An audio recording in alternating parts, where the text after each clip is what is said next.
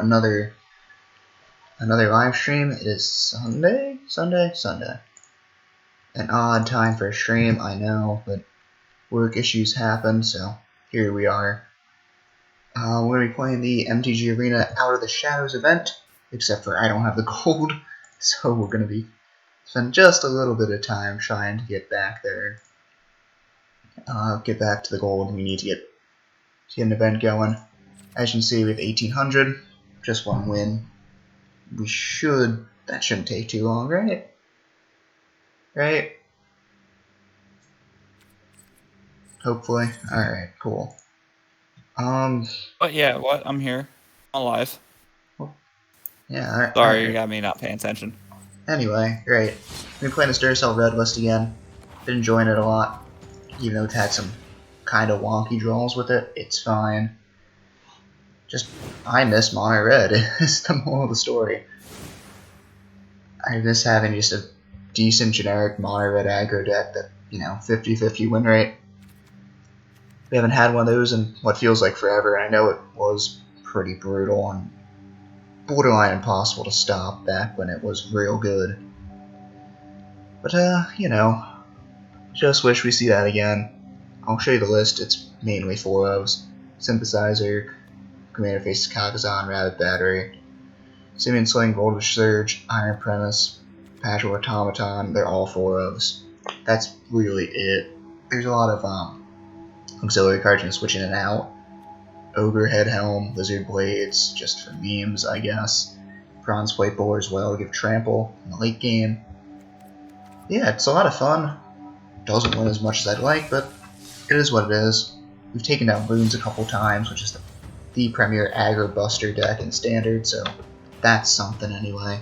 Let's just get into it. The faster we get a win, the faster we get to play Out of the Shadows, and the faster I lose my 2k gold. So, let's get into this, shall we?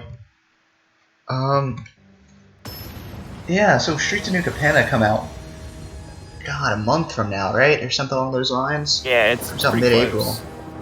Feels like Neon Dynasty just came out a week ago. I mean, meta still Reality came out before, what, January? Was it? Not January. It was either January or early February, like late January or early February, and I can't remember.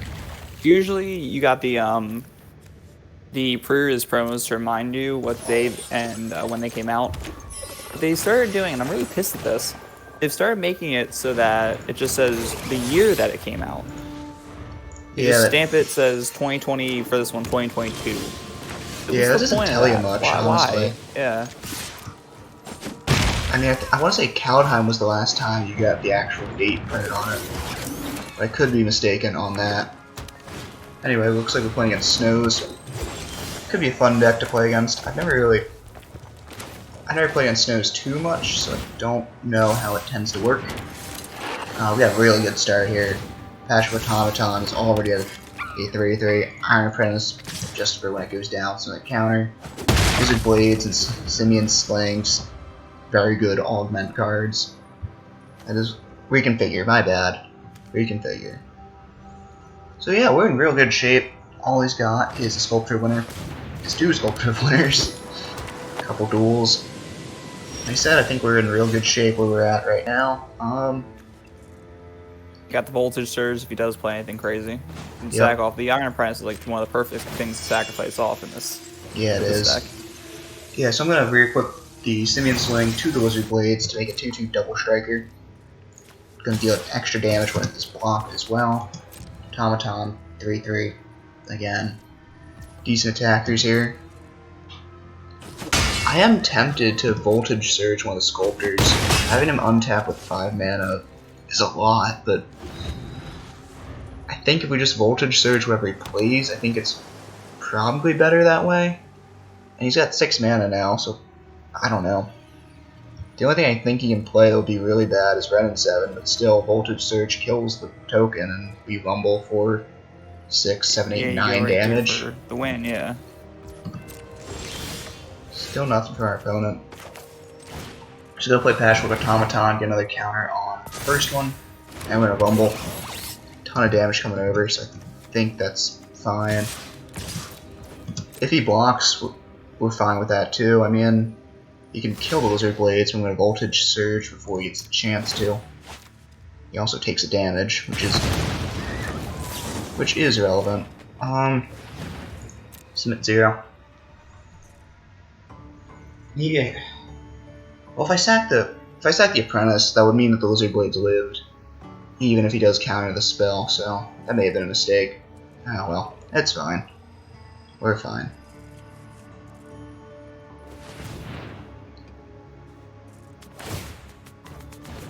Okay, untap the snow. Untap the other snow. Again, 6 mana. There's a lot of things you could have. I think I know what it could be. Not gonna say it. Oof, alright, that's pretty bad. Losing the Lizard Blades hurts a lot, but the fact that he used his whole turn doing that is fine for us. Here the Alder Guard gets snow. Well, again, he's at 8. I mean, we've dealt a ton of damage to him. Don't necessarily think we're in bad shape right now, whatsoever. No, definitely not. But he does have a giant 4/4 back to block. Yeah, 5/4 now. Spirit of the Alder Guard's huge. However, we do have Patch of Automaton. We still have Bronze Plate Boar in hand. So at the very least, we can kind of get through it. And with the Iron Apprentice and attached to the Simians, I attached Simian Sling to the Iron Apprentice for the main reason of we can attack with that next turn, put some counters on the Automaton, the Bronze Plate Boar, and the Death of the Apprentice, and it gets pretty big. So I think that's fine. We'll force him to take we'll force him to kill it and get pinged. Put a counter on an Patch of Automaton. Shouldn't have put it on that one. That was also a mistake. Oh well. It's fine. I'm gonna start suiting up one of them. Because next turn we can just slam Bronze Plate Boar onto it and make it a 7/6 Trampler. Also, when it becomes blocked, it deals damage to the opponent. So I think we're in real good shape at this point. Don't really see a lot of ways we can lose this game. Apart from like a coma. Again, the second you say that is the second, like, you know, he starts playing the big stuff. Of course. And I mean, Bubble Snare is cool and all, but we just re-equip the sling to a different creature. So it's annoying that we lost the Automaton, but again, it's not all game ending. All we really lost, though, was a counter. Exactly. All we really lost. Well, and the not creature. Even. Yeah. Losing the creature kind of sucks, too. So Villain's got to play a land for free. I mean, it's not a forced block, but it's very, very close to it. And he's still going to take a couple hits because of the trample. We still have a 3/2 with trample. We can equip the Simian Sling to it to make it a 4/3. He doesn't have a lot of good blocks at this current moment. I'm going to re-equip. And he can't even attack with a Zimone because we have a creature back now. Exactly. Quit. I'm going to re-equip Simian Sling to the Bronze Plate Boar, make it a 4/3. We actually want him to block because that means we can deal lethal damage to him. However, Snow Day means that it's tapped. I think at this point I'm gonna kill this Zimone. Doesn't untap during next untap step, which is annoying. You gotta pay it. Okay. Draw 2 and discard 2 is also annoying. I'm gonna just unequip the Simian Sling so it can at least deal some damage. And then we just slap Bronze Plate Boar onto it, even though it's tapped or configured does not need to be instant speed.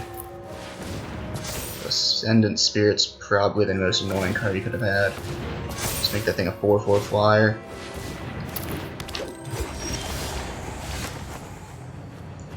So we can kill it. I think this just wins us the game. We sack the Automaton to it because it's not doing anything. Deal 4 damage to the Ascendant Spirit. We will re-equip the Bronze Plate Boar to the Simian Sling. Make it a 4/3 Trampler. If he blocks, it's not lethal. But now it means that if he must kill that Simian Sling, or get rid of it in some way, or else he will lose the game. Whenever it becomes blocked, deals damage to your opponent. So looking pretty good at this point. Got it locked down. Avalanche Caller is cool and all, but that's game over. Oh man, made us work for that. Yeah, definitely. But that is kind of cool. I do like how we first off didn't play against runes, and second off, that's a deck I haven't seen before at all. Yeah, Attack the no, Snowlands. snows are really cool. It's just you lack a lot of. By saying I'm only going to play snows and use that as the payoffs, well, you miss out on a ton, right? There's not enough benefits, especially in Simic Ramp, to only run snows. There's especially more if you're running just general ramp, because you can hit Coma, you can hit the Tarask, you can hit all these huge things. Because snows don't give you enough of a payoff on their own. You have to be running other just big stuff to get through, especially in Simic. But yeah, no, we made it. We have enough. We have enough. We got enough for Out of the Shadows. We gotta go on a run though, but we got enough. Can update the title now. It's Out of the Shadows. Yeah, let's burn 2K coal in these art styles. I do like them a lot, though. They're really, really good. Great. I forgot to show off the deck list, and I forgot to crack a pack. Perfect. Moving way too fast, and the game immediately loads us in. It's fine. I'll show it off. Yeah, you're very excited today. You are very excited today. Just want to keep things moving, man. Just keep things moving. Right. So first off, this deck is not mono white. It is Boros, but I will still keep it. Because Captain Eberhardt and Sun Gold Sentinel are both really good. We have a 1-drop in Hopeful Initiate as well, so it's fine. If we can get one red source, we're in real good shape too. Because we can get that War Singer down on 3. The card's absolutely devastating. 3-drop, 3/3 Vigilance Trample. Deals combat damage if you turn target creature card that seems the XOS when you've been to the field. Rex the amount of damage that dealt to that player. However, Portable Hole immediately gets rid of our Initiate, which is annoying, That's absolutely the right play. yeah, it is. That's such a good card in this format, especially because you're trying to attack a lot, and that is just an easy Stonewall turn 1. Yeah, This is also pretty good, Stonewall turn 2, but that is the worst thing for an aggro player to see turn 1. Man, another removal spell from our opponent. Just gonna play Sun Gold Sentinel. If we can get a red source, we get our Everheart back, which I think is worth it. Probably. Oof, hi Adeline. Well, shit.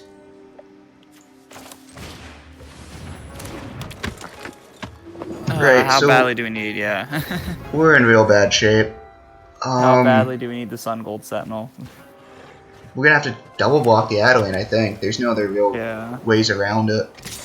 We're gonna lose our code spell. We're losing the Sun Gold Sentinel to it. I mean, that has to happen. We just got Prey doesn't have anything, because if he has a combat trick or something, that's game over. Adeline's so dangerous, especially on an empty board like this. It's gonna take over the game. I think it's gonna take over the game right now. Sun Gold goes down. Dig a damage, so he gets perpetually +1/+1 and flash. I don't know. Chaplain of Alms is fine. That doesn't matter too much. We got a Lance, we get this War Singer down in the field, but we're still taking hits from Adeline, because it's still huge. Or it will become huge. I think Spine Regiment, yeah, that's game over. That card's brutal. When the ETBs learn when you attack, put a counter on an attacking a creature. He'd have to be nuts not to place it on the Adeline. So what I was thinking we could do is we'd tank a hit. If we draw planes, we play that and the Wanderer instant speed. Counter on the War Singer, give it first strike as well. Kill off Adeline and take minimal damage, but at this point... it's too far gone. Exactly, Adeline's going to be, again, absolutely massive. We have a couple... We have an Apparition, and we have a... God, what's his name? Brutal Cathar. Those are our only ways out at this point. If we can get rid of that Adeline, we have a chance. It's not a good chance, but we have a chance. So I think that's... Like I said, that's our only out at this point. And we need to top deck it either this turn or next, because it's about to be game over. Come on, Apparition, please. Apparition, Brutal Cathar, something. Django's not gonna do it. unfortunately. I mean, It's a land at least, so we can... yeah, it is a land. So I'm gonna play it as a land. I'm gonna have to play the Emperor. I have an idea. We can just make infinite chum blocks with the Emperor. I say infinite, but... They're pretty finite, unfortunately. Yeah.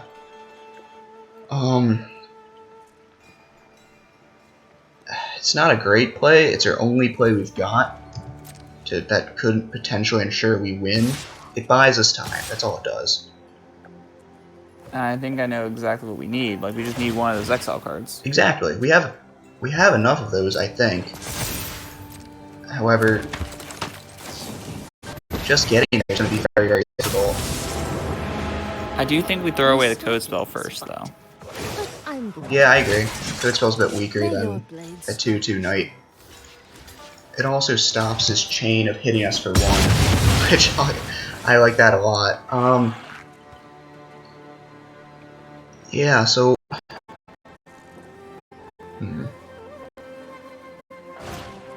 Inkling Summoning is going to create a friend, which can hit Wanderer pretty well.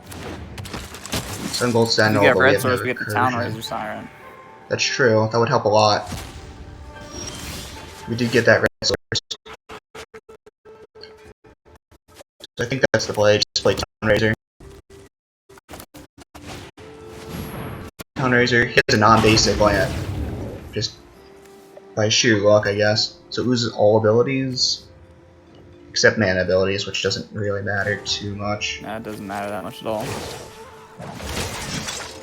Anyway, I'll -1, yeah, I'll -1 again, because at least we can protect her. She is dead if he wants her dead, but... or if our opponent wants her dead, I should say. Because he does get an extra token off Adeline. However, that means we kill his entire board. So that may actually be a major mistake from him. From them, I should say. And we still have that Rip Apart. Rip Apart's good. It's not going to do enough right now. If we get the Initiate back and start loading counters onto it, we might be able to get back our Eberhard. We're not going to have the counters, though. I know it's not going to have the counters. Oh, he does have Coven, so if he wants, he can spend 4 mana, make the Sun Gold protection from or unblockable by red and by white, and kill the Wanderer. And it looks like that's his play. Here's the pro white, or hexproof from white, unblockable by white. It looks like he's going to activate it one more time. Again, it's tricky, but if we can just get rid of this Adeline, we're in real good shape. It just sucks that our Rip Apart doesn't do enough. So Sun Gold comes at Wanderer, and that's his only attack. I mean, he gets an Exile, which doesn't really matter. He gets a Sparring Regimen trigger, which untaps it. That does matter a little bit, though. The Sparring Regimen. Yeah. Sure, we may as well kill the 1/1. No real reason not to. Try not to miss me. I'm tempted to kill off the Sun Gold Sentinel using Rip Apart, but now he has mana open to make it hexproof from red, so I think that's a mistake at this point. Yeah, that's the mistake. Just leave it the way it is, and we'll figure something out. I think it's the way we have to do it. We just have to hold on to that Rip Apart and hope. I think the best thing we can get right now is just destroy target artifact. Or we can kill. What if I told you we can kill off that Adeline? All right then. That's the new plan.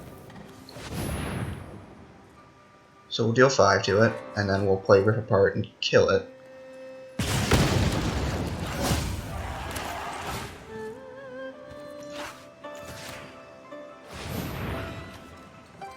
I think that just gives us... we can just jam now, right?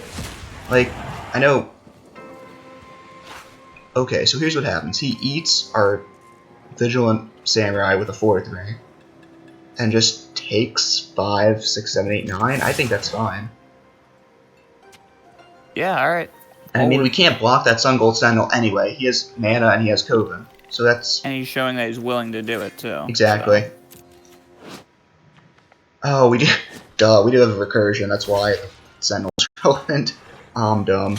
Oh well, it's fine. You should jump in the War Standard with the Chaplain. It has trample, so it's Take not gonna two. matter. Yeah. Probably better just to not jump at all at that point, right? Depends on if you really want that one life. You're that attached to it. That's true. I mean, he may just want it back as a flyer. That would probably make a lot more sense, though. Yeah, he's gonna double block it. But it's exiled, so it doesn't even matter. So there's the first strike. There's regular. He takes 6. He loses Coven, which... Alright, is partially relevant. The issue is he still has 2 cards in hand in Sparring Regimen. Even though it's 13 all, he's going to catch up very quickly, and especially with the crawling barons on the field. We're not as secure in this race as I think we are. Especially since he can untap that Sun Gold Sentinel. We need another removal spell for this thing. And that's what's so good about a Sparring Regiment or about Ranger class. They do very, very similar, if not the exact same thing, but make racing so difficult.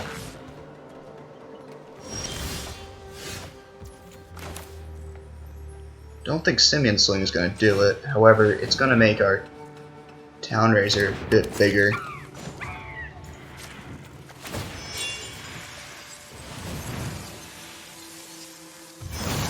Like I said, I think we just gotta race him. There's not really much we can do. We just gotta race this. Ugh, alright. Cool, Heist Garden Savior. Return to two creatures with CMC 2 less when you've been to the field. But he didn't do that.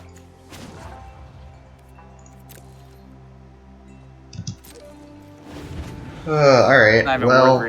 It's not even worth on equipping, yeah. Yeah, no, it isn't. I mean, maybe he gets too aggressive. Nope, there's Brutal Cathar, so that's game.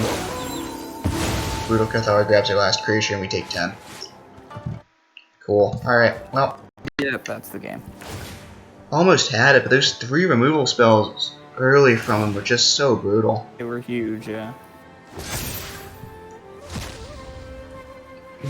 Not having Red Source really sucked, too.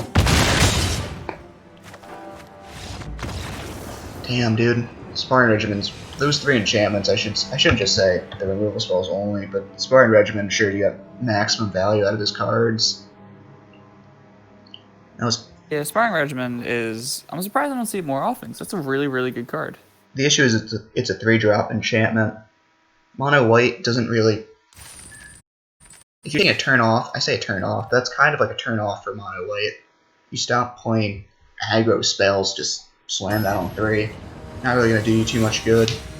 And in a format where there's... Standard format where there's 9 board wipes, if not more, it's not really going to do you too much good. Jesus. Alright, hi, Mono Red. Sure, let's do it. This is a bad idea. Ah, well, it's fine. Our opponent mulliganed. It's fine. We got this. Flame Blast Bolt on 1. Just decent to keep him off his spells. If we need to. I think we're in good shape. Like I said, if we need to discard cards, or need to draw our cards, Ogre Head Helm's in there. Remember the cool thing about Double Strike, that triggers it twice, so it triggers the emblem twice. Yeah, Alright, Blizzard's cool. Blade is definitely a card to look out for in this set. Yeah. Anything with Double Strike is a scary card, and anything that's attacking twice, First Strike, or First Strike another creature, or Double Strike, definitely going to be very, very good in this format. Yep, especially getting 2 buffs off that effect is so good. Make our Ogre Head Helm a 3/3, and Usher the Fallen a 3/2. So I'll take it. Unfortunately for us, though, Ogre Head Helm does not give an extra buff. It just simply is a 3/3 that gives +2/+2. That is true. However, it is now a 3/3 double striker. Which is, yeah, definitely someone's worst nightmare. I don't know who that is, but it's a scary card. I will decline to sacrifice our Ogre Head just yet. Damage We got through plenty of cards again. in hand. Yep. Decline damage. Decline 2. We have a 4-3 Usher, but I think I just want to play the Lunar Aspirant now, so we get the ETB or end of the end step trigger. Jesus. All right, it's fine. Yeah, the sooner you have that going, the better. Exactly, and he can rumble back for 5. It's just he's taken 9. Though Flash with Roll is very, very dangerous. I genuinely don't know what the heck he could have. Ugh, Monk the Open Hand's kind of awkward. Yeah, this is a really tricky hand that you got going for yourself here. Ugh, hi, Tushi.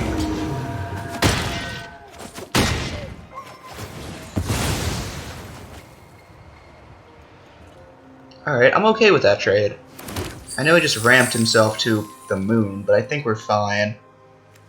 I'm gonna play the Usher the Fallen because it's a 4-3. I'm gonna re-equip Wizard Blades to the Lunar. Or no, to the Usher, my bad. The Usher, yeah. What are you doing? Are you nuts? Put it to the Usher. Usher's now a 4-3 double striker. Put the counter on it too, just to make sure it'll really take down that Xandu Mammoth. Yeah, none shall pass and all that. Alright. Still like where we're at right now. He can activate down the Bugbear.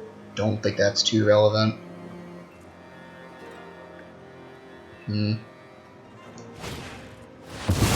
Jesus, high shares full smashing. Wow, he pulled all the men out for that. But he didn't attack, which is very, very nice. You can also just play it. I can now play Monk the Fallen, or Monk the Open Hands, and Hopeful Initiate. Just re-equip the Lizard Blades to the Monk. Just drop the most damage I can here. Unfortunately, we're out of cards in hand, and he still got 3.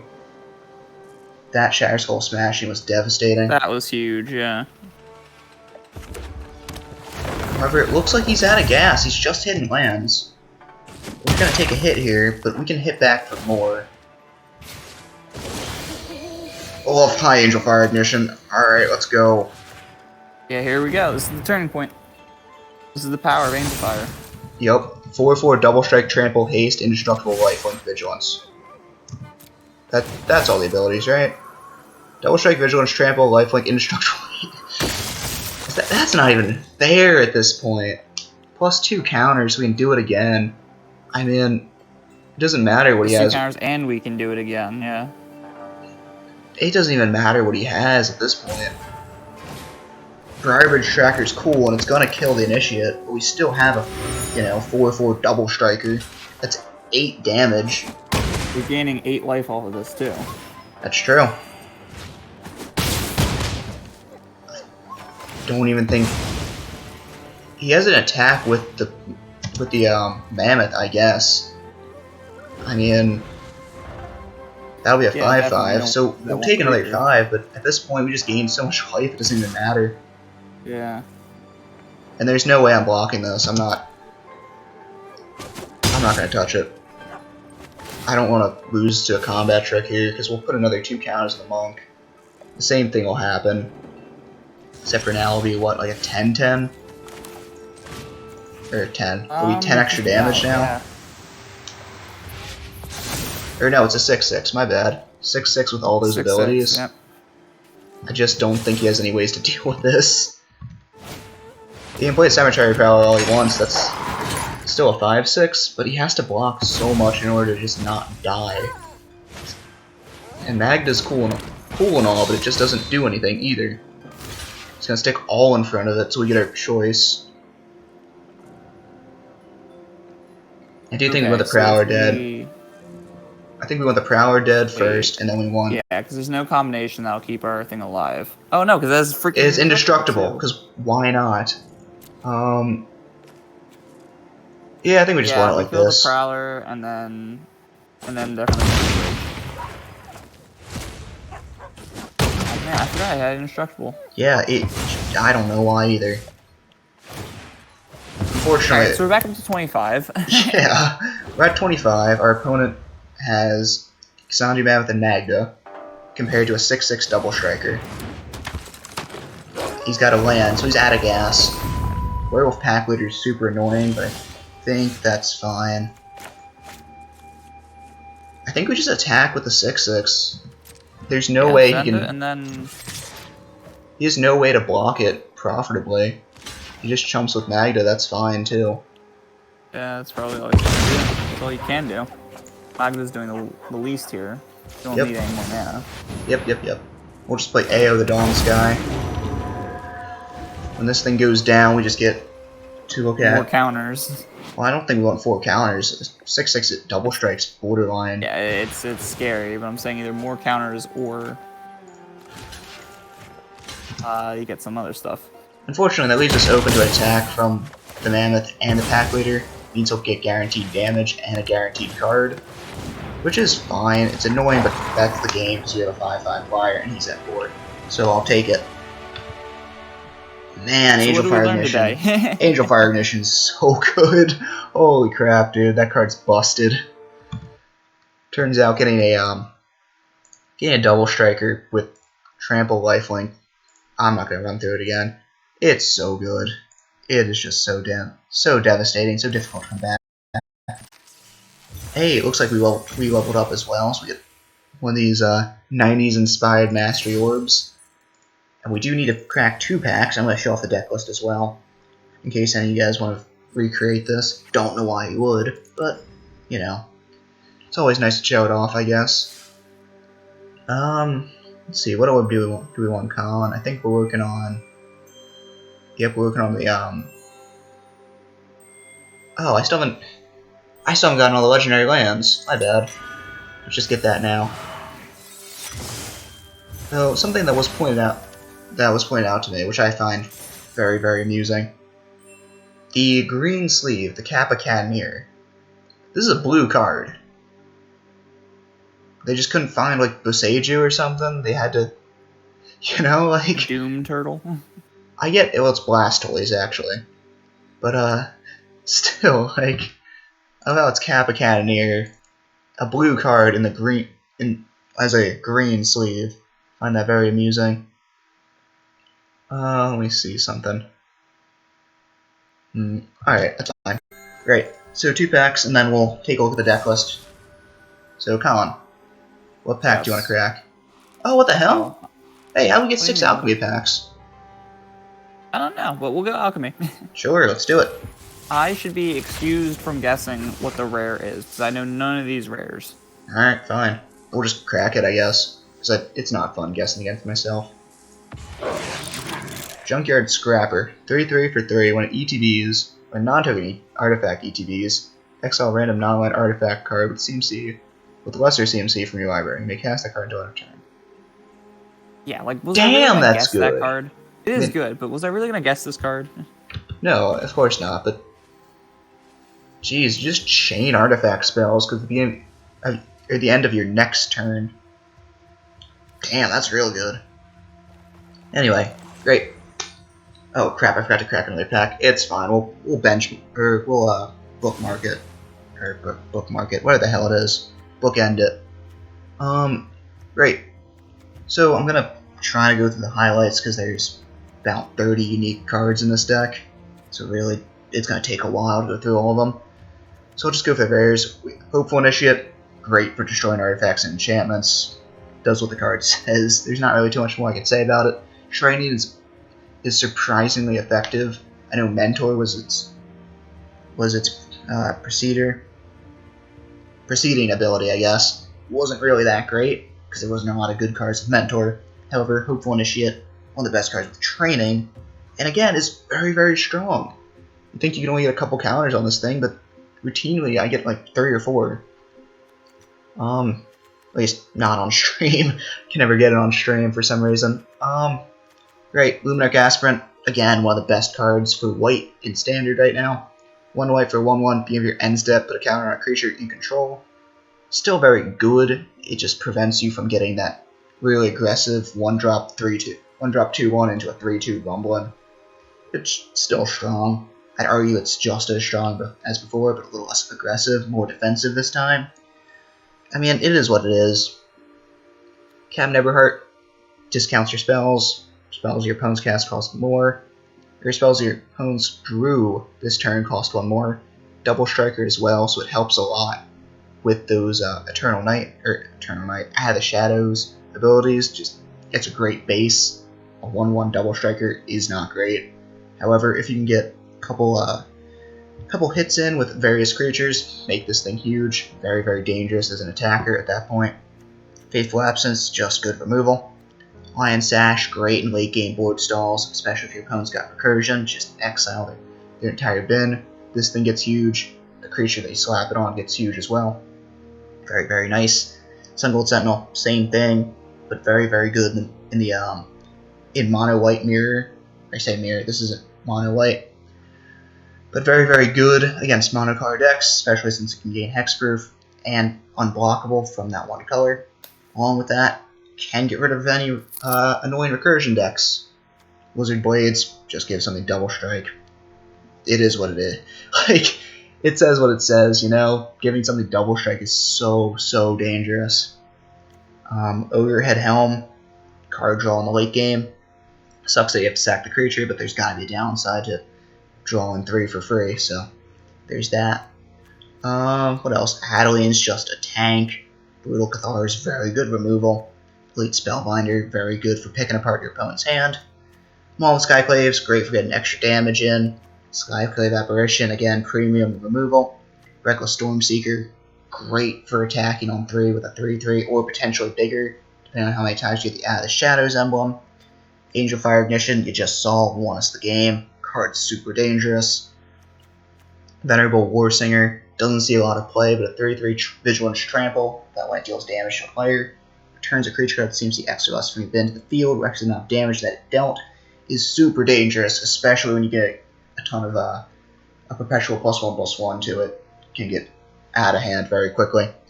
Kyude, Soul Kamigawa, gives something indestructible with flash and it flies. Super good. Wander, there's just Jesus Christ, this card's so good.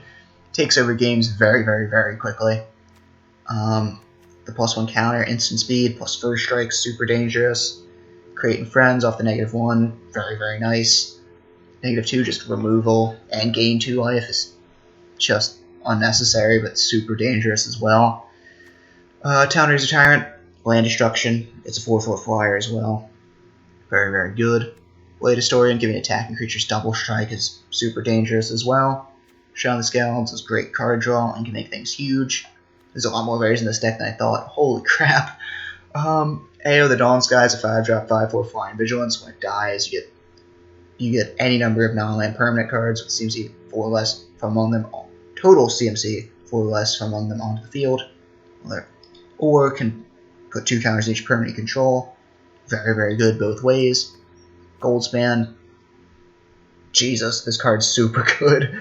It ramps you, it's a haste dragon that deals damage. There's just so much to say about it. And not a lot to say at the same time, because I assume you know this card. This card's been the menace of Standard for the past year, and it has no signs of stopping either. Finally got Libenite, just a burn spell. Helps you get there late game. Lands, basic stuff. Key of the Frost Dragon becomes a 3/4 flyer. Django is removal if you need it to be, or land if you don't. Dan the Bugbear, great late game, great for surviving board wipes. Creates friends, attacks at 3/2, super good. Obviously we got the Snarl and the Pathway. Lands make the deck, you know? That's where the money is in Modern, and in Commander. But yeah, that's the deck we're rocking. It's not great. Does what we need to do. Goes about 500 on average, so hopefully we get better luck this time.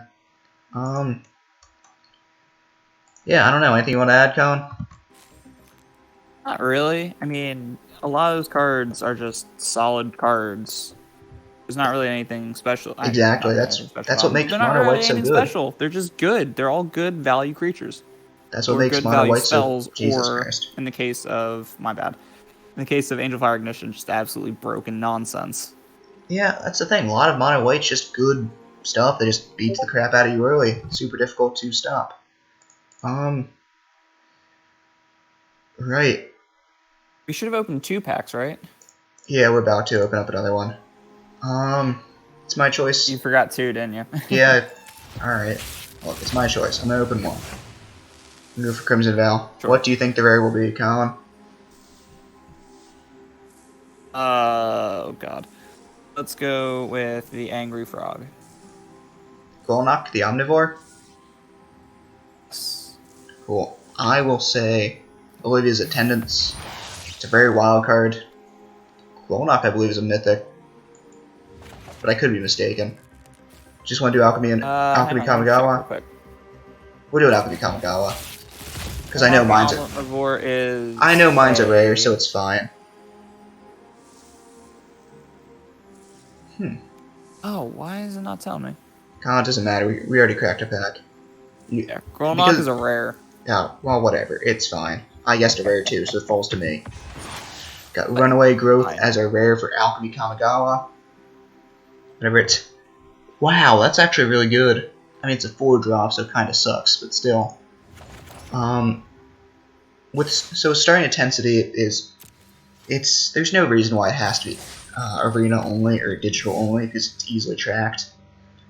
But the moral of the story is, whenever you use this ability once, it gets a counter, and you mark it. So next time you use it, it does something for 1 more. So with that land has tap, add 1 mana of any color, and get an additional. So each time you use it, you get an additional mana. So just, ramps. It's solid stuff. Great, gonna keep this. 3 lands. Command Faces Kakazan's a great starter. Lead with the Fury Calm style, reveal a mountain. Just want to make sure we have our duels down early. Get both our mana no matter what.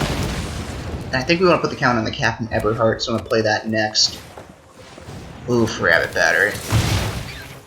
How every game it feels like someone starts with that. I actually want to get Adeline down on 3, so I'm going to lead with a Django instead. I know this gives our opponent additional information about what's in our hand, but I think it's fine in this case. And we're just playing the mountain next turn anyway, so it's no real lasting impact. Yeah, I don't think it matters that much. Ouch. Alright, we're kind of flooding out here. I want to get it. Attack with the. Oh no, that's right. I want to get a 1/1 with Adeline. The Adeline down. Along with that, this will give the Sun Gold Sentinel a +1/+1/+1, and because we're playing against mono red, giving that thing hexproof from red, making it huge is going to be critical here. Yeah, and that's the thing. Like, you can, if you have 2 creatures in hand, we could have risked it, but ideally, I think the more stuff we get down, the better. The more creatures we have on the field, and go as wide as we can. Oof, so Cemetery Gatekeeper. Whenever a player plays a land or a spell, if it shares a creature type, or if it shares a type with this thing, you take 2. Interesting. So he chose creature, which is an Makes interesting sense. choice, I think. It makes sense, I think. Yeah, it does make sense, but he's going to end up getting hit by it a lot, too. Because Well, both of mono us red will. doesn't have creatures. Yeah, I'm gonna attack it's with gonna Adeline. be very... He has only 1 block that kills it, and that's Castig Wolfrider and Cemetery Gatekeeper on it. I don't think he We wants get to them do both, I that. think. Really don't think he wants to do that. I mean, it's Vigilance, so it doesn't really matter too much. He could lose the Rabbit Battery and first strike away, or kill the token in some way. Yeah, no, I definitely see the token going down. Losing that Rabbit Battery is a bit of a, not a bad idea, but it's a bit sucky for him, because there goes your haste. That's true. And he's not going to do that. That's smart of him, I think. Anyway, great, so Sun Gold Sentinel is now 5/4 with Flash for 2 mana, which is very, very good, to say the least. Yeah, they printed that before, right? 5 mana, 2 mana, 5/4s with Flash. They've done that. Base Yeah, card. with a major downside. Anyway, Relic Robber, 3/3 haste, and that's the game. So I gotta imagine he's not mono red, right? Like, I know he only played red cards. Like, Yeah, I would 3 think he cards got in mana hand. screwed. It looked like he's mana screwed. I'll take it though. Win is a win. We've lost to mana screw before, which is never fun, but it's a free win, especially an event where it costs 2k gold, and I really need to make that gold back in order to keep playing. It's real nice to have that, even though it sucks to have it happen. Sucks to be on the end of it, but especially in this event, that guy knew what he was playing. That guy knew that he needed either another color or more lands to make it run. No, you gotta take I what don't you really can have get. as much sympathy. Alright, Colin, your choice. What? Let's go back to the Alchemy Kamigawa. Alchemy Kamigawa, you got it. Just gonna knock this out, looks like. Surprised that's our first Monosphere. Because neither of us Might know, not be. I'm just gonna flip it. It's a mythic wild card. Choose again, Colin. I'll let you choose this time. Alright. We got a lot of wild cards today. I'm gonna go with Crimson Vow. Crimson Vow, you got it. What do you think the rare will be?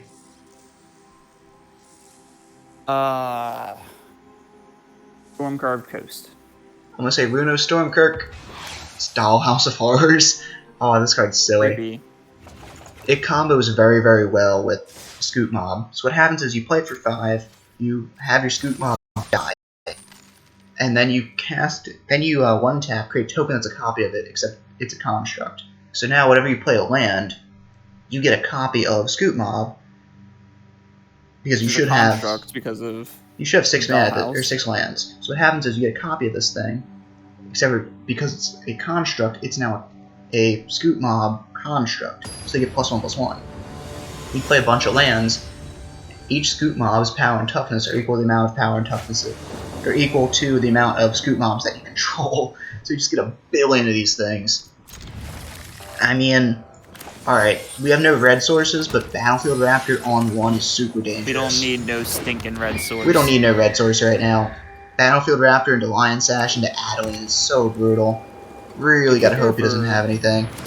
And if always plays Paladin class with is what? Just 3 red, 3 Benny. Yeah. What's up? My bad to cut in, but Oh crap, we actually can't play spells during his turn. That sucks. I forgot about that. Or it costs 1 more because of the Paladin class. So that's unfortunate. Ah well, it's fine. Play Adeline.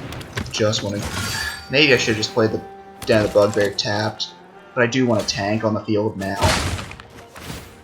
Unfortunately, it means we will not be able to get rid of the Luminarch Aspirant unless we kick Royal Eruption, which is not great, but it's fine. And soon Adeline's going to be able to attack through this anyway. And I can't imagine he just keeps loading up that Aspirant. That's asking for trouble. So I think we're in decent shape. Big enough target. It's already a big enough target. If you put all the counters on it, it feels that much better when, or that much worse when someone just plays a 1-for-1 removal spell. Oof. Anyway, Elite Spellbinder's probably gonna get rid of Royal Eruption. No, it's getting rid of the Lion Sash. Alright. Yeah, I was gonna say, the Royal Eruption doesn't really hurt that much because we can't play it. That is true. I think he definitely puts it on the Spellbinder right now. Yep, it's 4-2, but we got the land. Alright, cool. We get the land, we get to kill the Spellbinder and just rumble.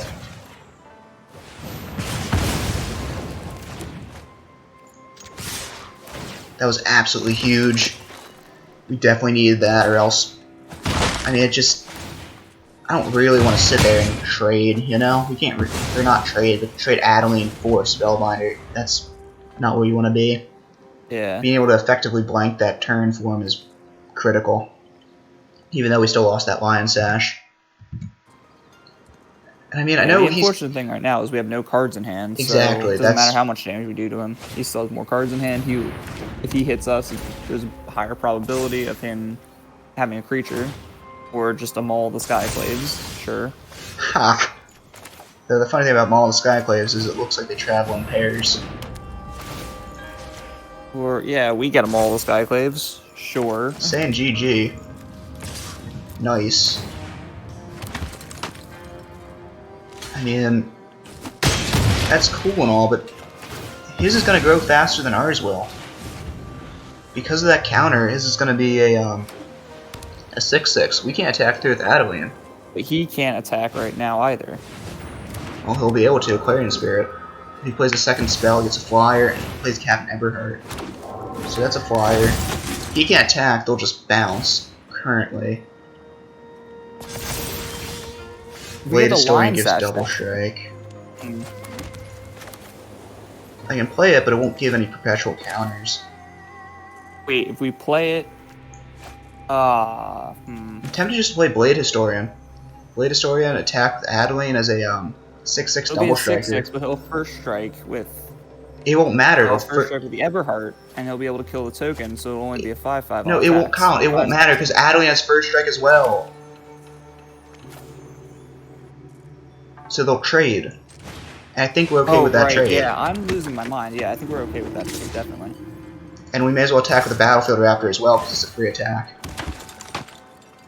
He can first strike the Raptor, but we'll just die to it. Or he will die to it, I should say. Yeah, so you gotta block that. Oh shit, I forgot the Spirit. Oof, alright, cool. I'm shocked he isn't jumping and eating the Raptor. I think that would make a little more sense. And the thing is, if he wants to block with the Everheart, the Everheart will go down to the token, because the token also has double strike. Right, so at this point, he can't attack with that Spirit unless he wants to re-equip the Maul and Skyclaves. That'll probably take his whole turn. It'll take our whole turn, too. Ugh, Apparition, see a Blade Historian. Yeah, that sucks, but... Crap. Yeah, that's really not good. Ambitious Farmhand creates another dude. Let's still re-equip on the Lion Sash. The reconfigure is 2. So I think the new plan is going to be, we just try to...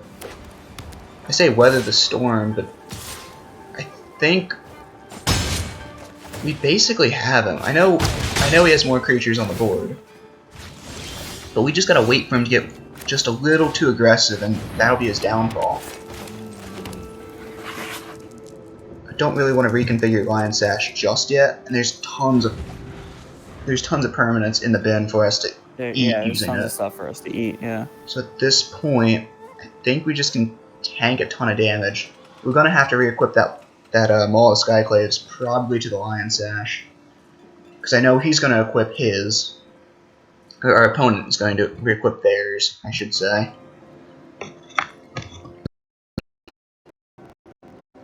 What would you equip to? I'd probably equip it to the Captain Everheart. Make it a 33 flying first strike double strike. Or flying double strike. That gets the most damage across, and ensures that, well, it'll get the 2 activations off the Eye of the Shadows trigger, so you will be able to get something that much bigger. If he Anthems, I think he's in rough shape. Like, I know that makes sense to Anthem, however, you can't equip Maul and Skyclaves. You can't use it effectively because you're going to have to hold creatures back, because Maul and Skyclaves represents a potentially lethal threat from out of nowhere. You can only attack with a pair of 2/2s in the air because we have big enough stuff on the ground to just kill everything. Oh, Or at least we have the Lion Sash. oh, High Sun Gold Sentinel. That's actually really annoying. The big thing too. It's this. Yeah, it's a huge 6/5. I'm actually going to exile our Adeline in response to that, because we don't have as much food for it as I'd like. That way we at least get a counter out of it.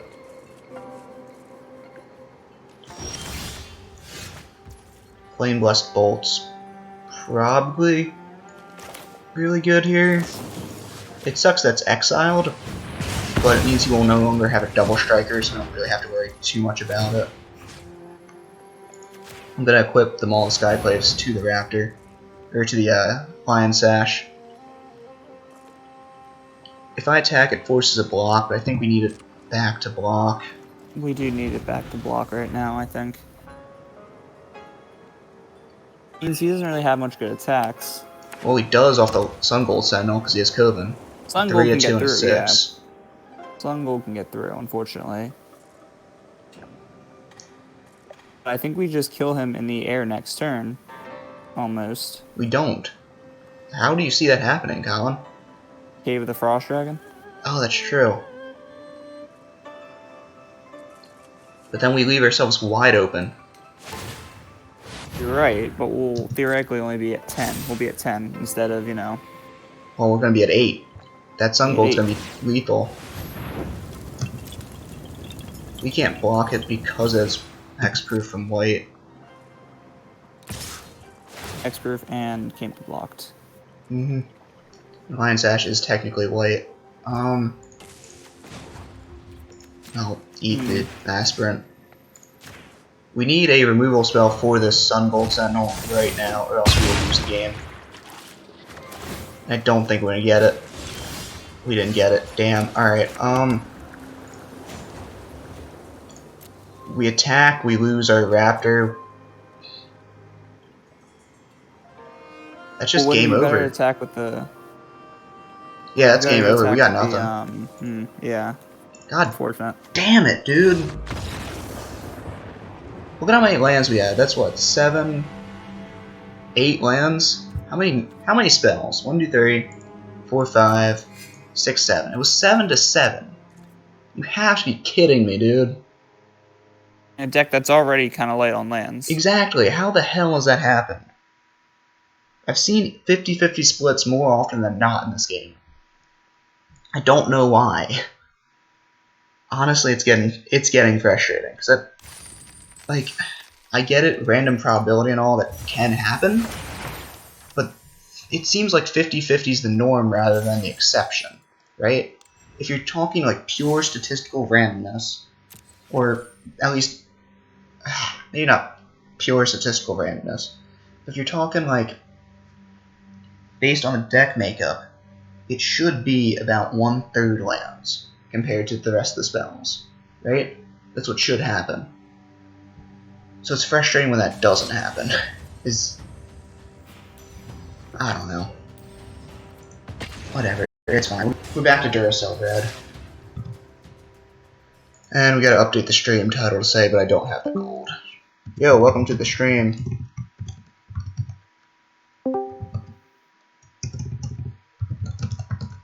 And bye, I guess? That was I weird. just had to reload. Ah, I see. Alright. Was? Anyway, hopefully mine doesn't cut. That'll be bad. It shouldn't. It shouldn't. I don't know why mine did, but it Anyway. shouldn't have done that. Right, we're back to Duracell Red. This is not a great keep, but I'm going to keep it anyway. Command Phase Kakazan on 1 is just very good. Rabbit Battery's a 2/2 haste is solid as well, so I think overall we're in decent shape. And it's the Looms deck. Fucking perfect. Alright. That's not good for us. Right, how do I beat it? Well, the way you beat runes is you just gotta remove every single permanent they control. Every single creature, I should say. Because everything they have can become a lethal threat in a heartbeat. Exactly, which is super annoying. See, Jukai Naturalist discounts your runes. I gotta kill this thing immediately.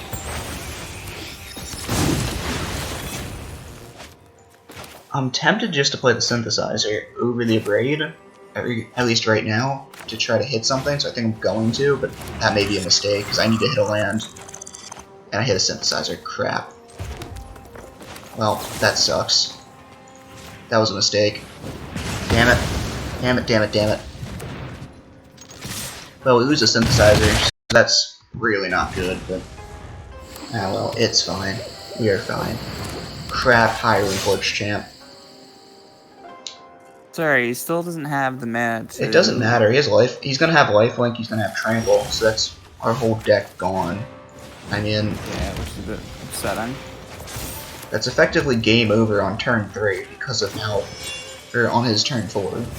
You know? He's gonna give it, what? +1/+1 lifelink, or +1/+1 trample, lifelink. I'm just gonna unequip just in case. Doesn't really matter. 1/1 lifelink, trample, and whatever else he's got in there too.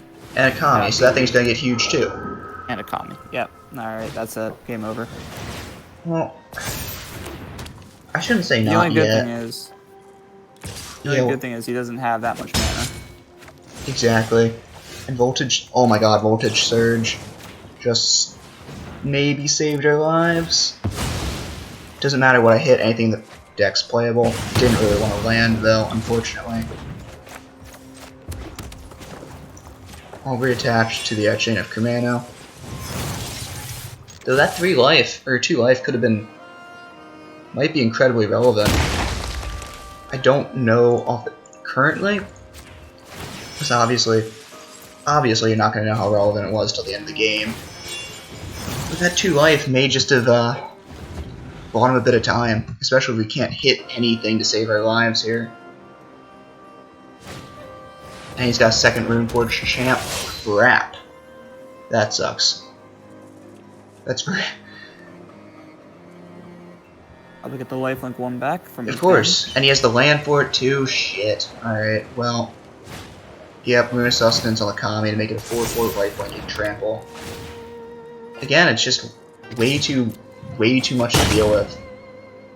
It's the problem when your text has to get really, really small. And text on these magic cards are small to begin with, but this one, if you've seen the card before, goes down to nothing. You can barely even see that there's text on this thing. Exactly. I mean, it's a 2-drop that keeps coming back, that gets bigger, and has trample. It's a 2-drop 2/2, and meanwhile, I love how Luminar Gasprint gets as a 2-drop 1/1 with nothing. With if you have combat, put a counter on something you control.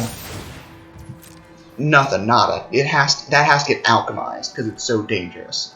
The Kami of Transience is like, alright, cool, I have 4 abilities, get fucked. You know? Now we take 8 damage, 5 at lifelink. We go to 6? Yeah, 6. We have to deal 15 damage to him or kill Kami. And I don't think we can do either. I mean, that... Just fuck runes, honestly. I know it's intentionally anti-aggro, Jesus Christ.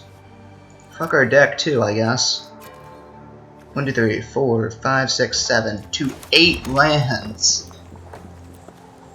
Why? The deck's running 20. That's almost half the lands. Again, it's frustrating when this shit happens, but I mean, that's Magic for you, you know? Just sucks that we had in a match that's already really bad for us, the deck's actively working against us. Like I said, it is what it is, and you just gotta shrug and keep it still. It's fucking frustrating, man. Holy crap. Right. I don't know. Let's get back into it. Another game. Just a new game. Gotta ignore the last one, you know? Shrug it off and keep moving. Definitely. See, this is a really good hand. Having Passion Automaton on 2 is huge. Rabbit Batter on 1 is decent as well. Running mono red, especially this mono red, is your games are usually decided pretty quickly. Exactly. I mean, our game was probably decided on what, turn 4? I decided to play it out because I'm an idiot. Oh, you're joking. Well, it looks like our opponent's on the Mech Titan core plan. I swear to God, if I lose this meme, I'm real pissed. This meme? Are you kidding me? It's not a meme. It's a lifestyle. For their artifacts or creatures, so he needs 4 of their artifact, creatures, or vehicles. Create the Mech Titan. This is by far one of my favorite cards to come out of any Magic set in the last 5 years. Yeah, I can see why. Right. It's not even like I'm a big Power Rangers fan. I'm just a big flavor guy, and that is so beautiful, so awesome. I can't even tell you how awesome this card is. It's a meme, Colin. I don't even care. I don't even care. Call it a meme, call it best card ever printed, call it beautiful. It is nothing short of brilliant. It is perfect. Alright, Unfortunately, anyway. you do lose the Mech Titan core when the Well, thing you gets have removed. to. If the Mech... It would be... Colin, if you didn't lose something when that thing... When the 10-10 token So you just somehow can't goes down. keep creating 10-10s. Exactly, that's a little too busted. Especially in a Greasefang deck, you have to have a downside for the Mech Titan core. Because Greasefang, you can just get the core back over and over and over again. Exactly, it'd have to be It just exiled. gets silly. Right. So triple Simian Sling is kind of awkward, but in this case, drawing Commander Face's Kakazan is going to make at least one of them a 2/2. And this is where the power of Rabbit Battery comes in. I know that sounds kind of weird, but just being able to shift shifted around to various different creatures, give him haste, is absolutely huge. He's going to crew the Surge Hacker mech, which is very aggressive right now. I don't think I would have done that in his position, because he's going to take a lot more damage for it. Here we go, Patch of Automaton, make it a bit bigger, make our other one a bit bigger as well. At this point, I think we're at the point where this game is basically over. Yeah.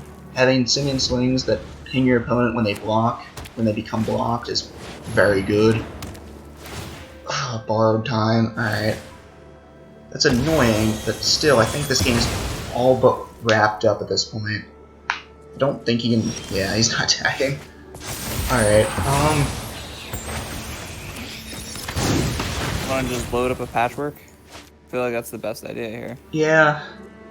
We can only get a +2/+2 to make it a 5/5. Which I still think is good. Yeah, I think I'm only gonna definitely worth it. I'm gonna equip the monkey to it, and I'm gonna play the Iron Apprentice, and we're just gonna pass turn. He needs to play multiple more artifact creatures. I don't think he can do that, so I think that's justifiable. Just passing. We're not gonna get hit with the Mech Titan from out of nowhere right now. There's no way he can do it. Added to it, he has 6 lands, so it's just not happening. That's the game. Thank God. Oof, I really didn't want to lose to Mech Titan quarterback. Though Mono White's... that's oh, go on. definitely one of the... I keep saying it's definitely one of the cooler cards. I love cards like that. I love it where they're balanced. That's really definitely balanced. I love cards that are balanced. They have great flavor. It's a challenge deck. I hate to say, yeah, and it's It's also a challenge good card, I should say. It is just daring any brewers. Literally just saying, come on, you know, try to make me work. Try it, you know? Especially in draft, sealed, or just limited in general, it's just saying, come on. Pick me, pack one, pick one, build around me, and just make it, you know? I love it, I think it's really cool. It's just like, losing to it in Constructed is like, you gotta be joking, you know? Yeah. You can't help but smile, though. Yeah, I guess. This is a riskier keep. Not a lot of lands, but we're mono red, it's fine. We're against runes, it looks like, which is real unfortunate. I'm gonna play Rabbit Batter as a 2/2 haste. Play Command Faces Kakazan as well, our second one, get that taken. That ping when it enters is very relevant as well. It makes you feel like as mono red, you're not just taking a turn off to play a Saga. You're still getting damage done, still advancing your game plan. So at the very least, there's that. Our opponent's done absolutely nothing, which is nice. I'll take it. I'm concerned, but I'll take it. I'll leave with the Synthesizer. Maybe we hit a land or a creature. I'll take Simian Sling any day of the week. At least we can cast the thing. That landed with a counter, which is nice. Just army of 2/2s attacking him. It is runes, and there's the pothead. Thankfully we have Voltage Surge for it, no matter how big it gets. But that Surge is only gonna be a shock. Only needs to be a shock right now. It is the one kind of more balanced thing. Got him! Alright. Cool. About Yeah. the runes. Dude, if the runes only gave the ability, I think it would be a lot less busted. They could still draw you cards and still give the ability, it's just... all of them, at least, I shouldn't say all of them, but +1/+1 trample and +1/+1 haste is very, very dangerous. And still, +0/0 and blind's very annoying too. Dude. Hi, Diver Scab. Not really great, but still. I forgot to crack a pack, didn't I? Yeah, you did. Whoops. What am I getting? Sorry, I'm getting Discord notifications. I don't know why. I think you know why someone's talking in Discord. Of course, but I should have all my servers at least muted. That's why I usually get Discord notifications. Oh well, anyway, it may be you. Great. We each get to crack a pack. Oh, it's not on my end, so I'm not getting anything. Alright, cool. Whatever, it doesn't matter. We each get to crack a pack. I'm gonna say Kamigawa. There's another rare wild card filled, bringing us up to 17 rares and 14 mythics, and 169 uncommons. Nice. So what do you think the Super rare nice. will be, Colin? Go with the Mech Titan core. Why not? Mech Titan core? Why not? I will say Tezzeret, Betrayer of Flesh. It's Scrap Wielder. This is my pre-release promo. 2 in a red for a 3/3, sack an artifact with mana value X, return target artifact with mana value X, less than X from your bin to the field. It gains haste until end of turn. Oh, this card's gonna be super good, right? Like, I can see it being not in standard, doesn't have a home in standard, but I can see it being very, very good in some commander decks. Mainly the Duretti Scrap Savant deck. That card's broken in there. Anyway, what pack do you want to crack, Colin? Let's go with the Alchemy.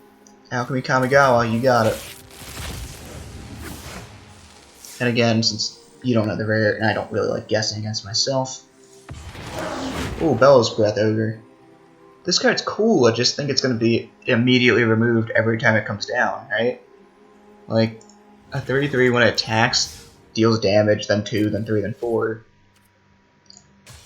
Just, Yeah, people are going to see that and immediately try to shut it down. Or, yeah.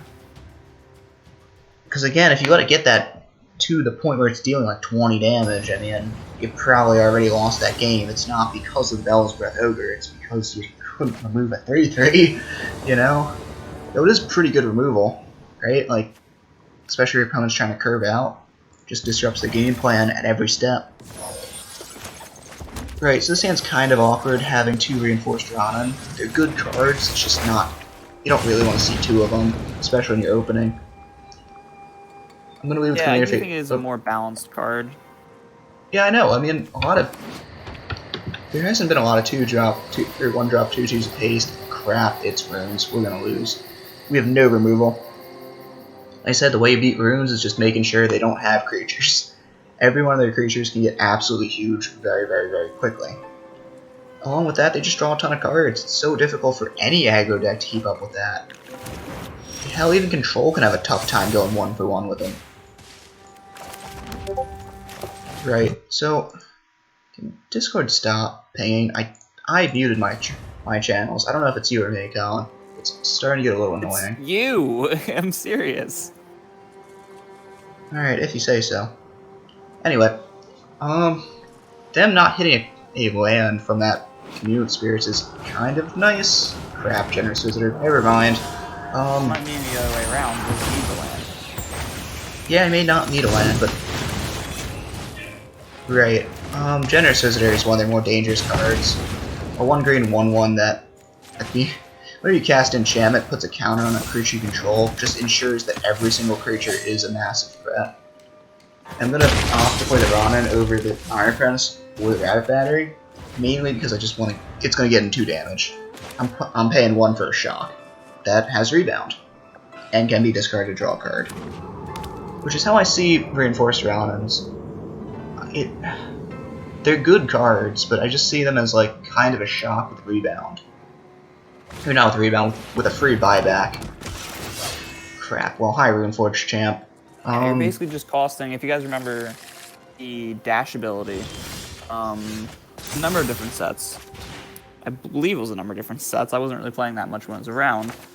I know that a lot of the cards had special kind of like attack. A lot of them had attack abilities.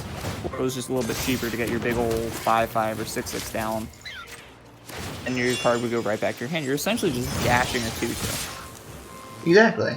Which is fine. Is with this set, there are a lot of shenanigans with ninjas, so you can just bounce that to your hand. It's going to go back to your hand anyway, so you bounce that to your hand. People feel really bad blocking this thing because it's going to go right back to your hand. They can't really chunk it. Or, even better, you have a lot of enter the battlefield abilities. Like this patch Leaving the battlefield automaton. abilities. The main one being Patchwork.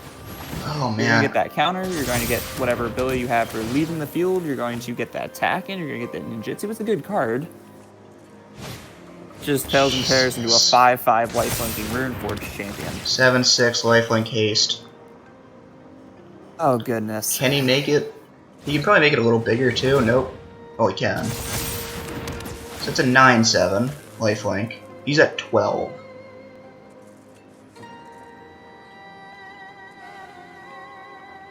He's at 12. He gets to, if we attack, he gets to eat one of our creatures. Why would he attack? I think we just... He goes to 12. He has to block our Patch Automaton. He takes 5, 6, 7, 8, 9, 10, 11.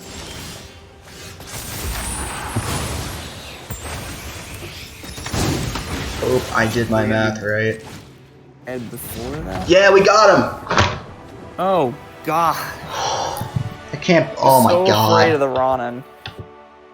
Well, the fact is we had 2 of them, so I think that may have just gotten him. I don't know if I did my math right or what, but I think he may have thought he did his math blockers, wrong. And he clearly did all the math, and he found out that he was going to lose. So We'll take it. Jesus, I don't... W. You don't get to beat runes often, to be honest with you. This deck is kind of the anti-aggro deck of the format, like I keep saying. It's probably the premier aggro deck, to be honest with you. Because so many control decks have difficulty going 1-for-1 with it, too. Though, I mean, just having a board wipe's real nice. Right, it's my choice again. I'm gonna go for Midnight Hunt. What do you think the rare will be, Colin? We'll be back for Midnight Hunt. Midnight Hunt. And I think we'll go with Ludovic. Ludovic, Necrogenius? What do I think?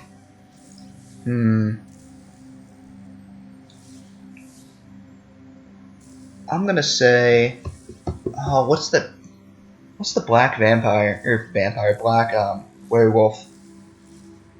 Cemetery Prowler? Not Cemetery Prowler. It's, God, alright, you know, fine. The Black Werewolf, that guy. Yep, Black That guy Werewolf. got It's not him. It's Old Stick Fingers. This card's apparently... What the heck? Well, okay. So X green black. When you cast it, reveal cards from the top and reveal X creature cards. Mill all those and the rest of the... Put all the creatures in the bin, then put the rest in the bottom in any order. In a random order. Its power and toughness equal the number of creatures in your bin. So, I don't know. I don't think this card has a home I was anywhere. trying to figure out what the heck Old Stick Fingers was like. It's a spirit. Okay, so here's some good stuff.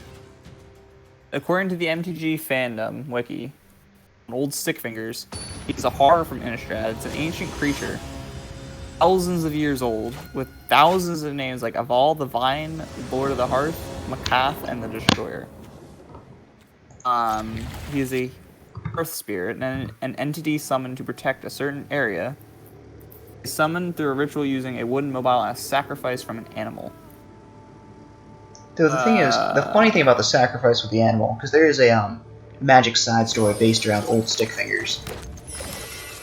The funny thing about it is that it doesn't eat the animal; it just becomes the animal's friend. It's really weird. Yeah, the animal's friendly looking thing. He was there and he wasn't there. You can look right through him and be sure he was creeping up on you. He has super crap. strength, Hi, generous affinity with visitor. animals, being able to bark like deer and dogs, and his blood is white. An interesting fact about Old Stick Fingers is that he is right behind you. No, I don't think... In the story, he was invoked by Theranos, which is a farmer, to protect the property, protect the farmer's property. The ritual was not completed properly, causing Old Stick Fingers to kill several people and land Ren Carlos and Archmage Vadric were called in, and together with the farmer's daughter, they contained Old Stick Fingers by completing the ritual. There's a nursery rhyme. Here we go.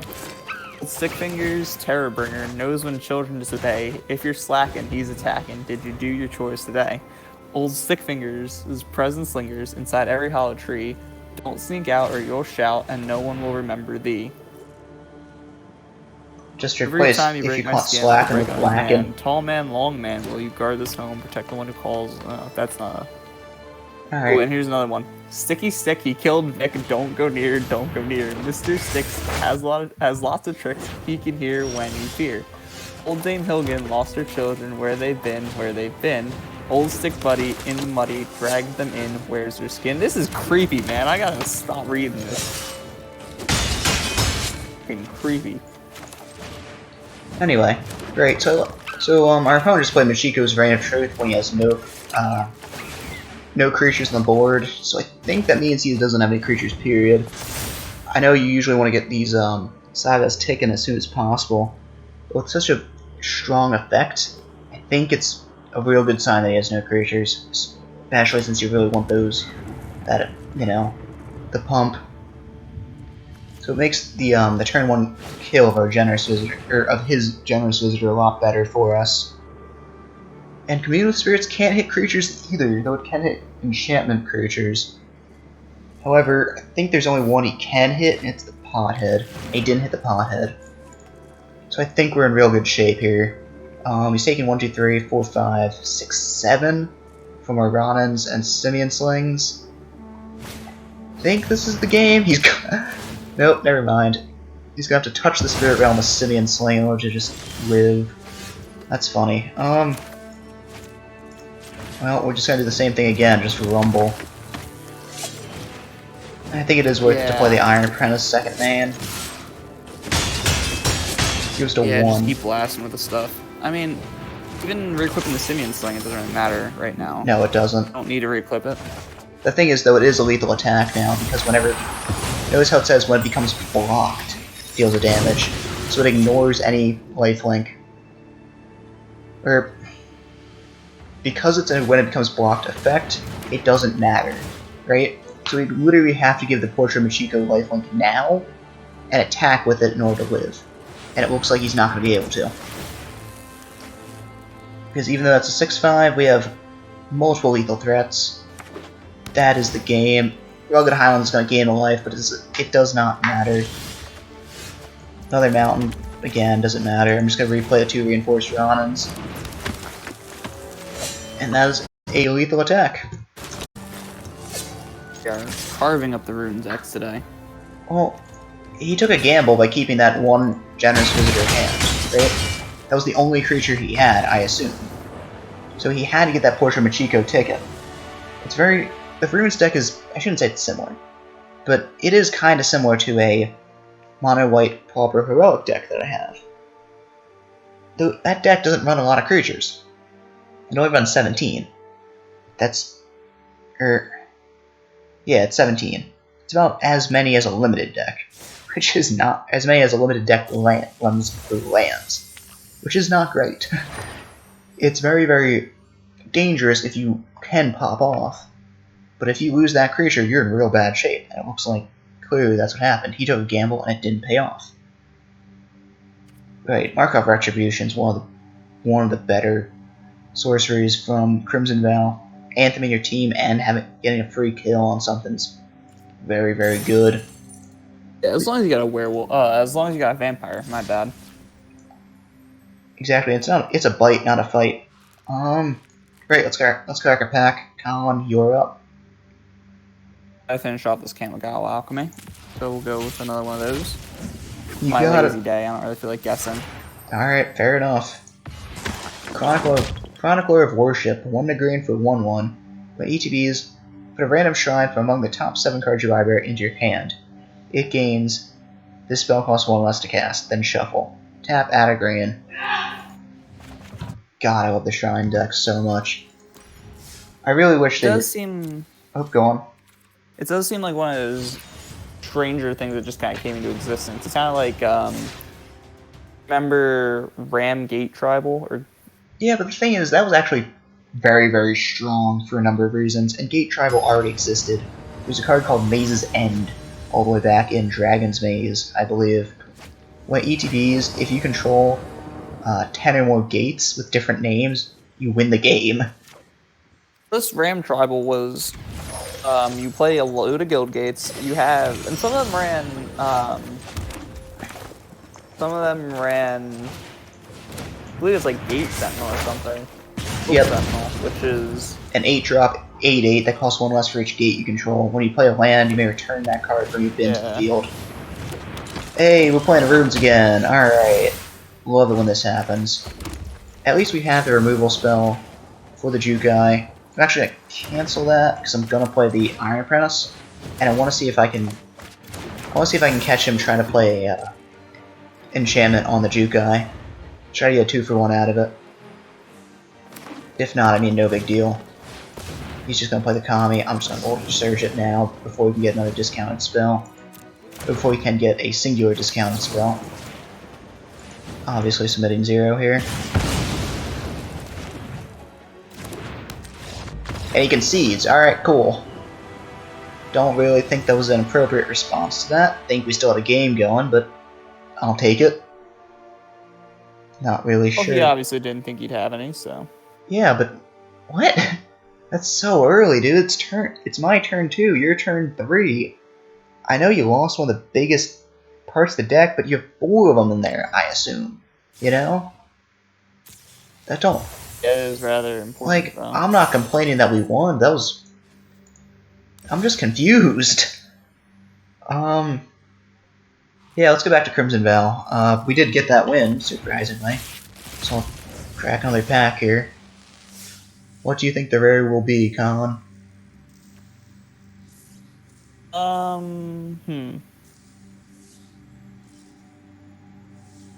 Shoot. Thought I had one loaded up and I completely forgot it. Let's go with my previous promo. It's very Colossus. I'm gonna say Runo Stormkirk. It's Necroduality. Alright, this card's silly. So 3 and a blue, whenever non-token zombie ETBs, you create a token that's a copy of that creature. Oh, it's great. It is so good. There's been a ton of ways you can break this card. Obviously, it's a bit of a janky combo, but I've seen the shape or the card that says all creatures are an additional type. Or when ETBs name a type, all creatures are that additional type in addition to their other types. So you name zombie, every time you play a creature, you get a token that's a copy of that creature. It is... oh, it's so silly. When it works, because it's, you know, a janky combo deck. When it doesn't work, it doesn't work. Like, and it doesn't work well at all, but it is really funny when it does go off. Anyway, let's get into it here. Iron Apprentice is a good turn 1. Didn't even look at the rest of the hand, just knew Iron Apprentice was in there. Oof, Spirited Companion from our opponent. Alright, this is kind of getting awkward. Yeah. Don't really want to trade 1 damage back and forth right now. I'd much rather keep the Iron Apprentice back. Looks like mono white runes, which is super annoying. So I think the plan is going to be hold up both Abrades. Or hold up the Abrade for the Runeforged Champ when he attempts to cast a rune onto it. It's not a great play.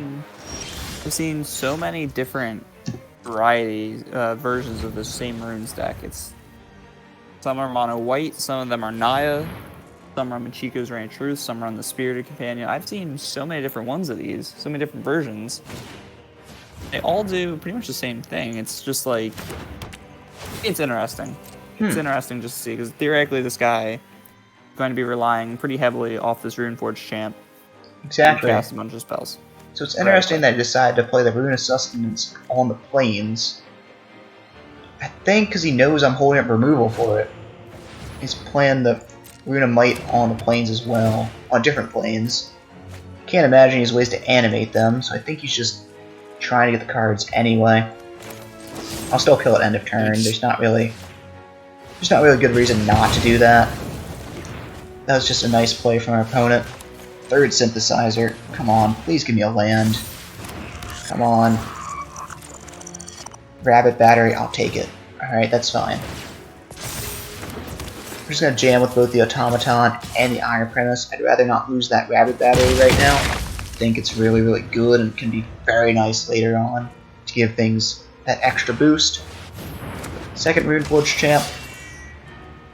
Because he's already shown that he's gonna play around removal, I think I'm just going to braid it main phase, just to get in for extra damage.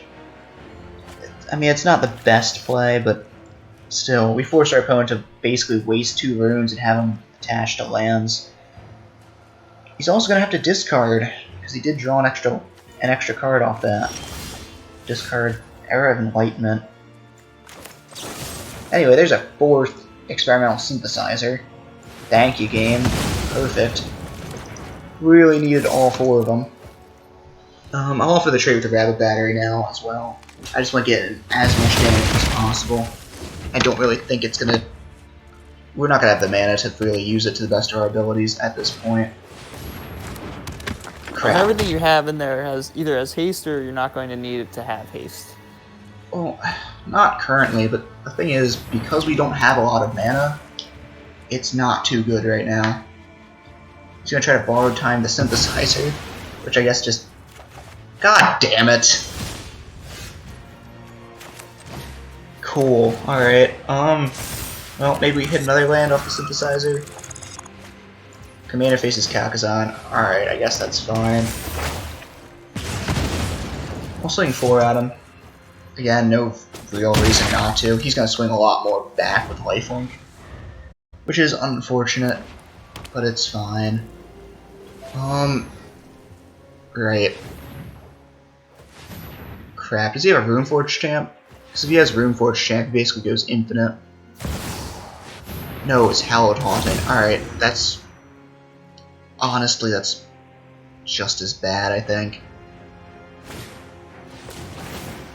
So Runeforge champ, or Runemite on the Naturalist here at 1/1 trample, he's gonna draw a card. He still has 1 white floating, I don't know why.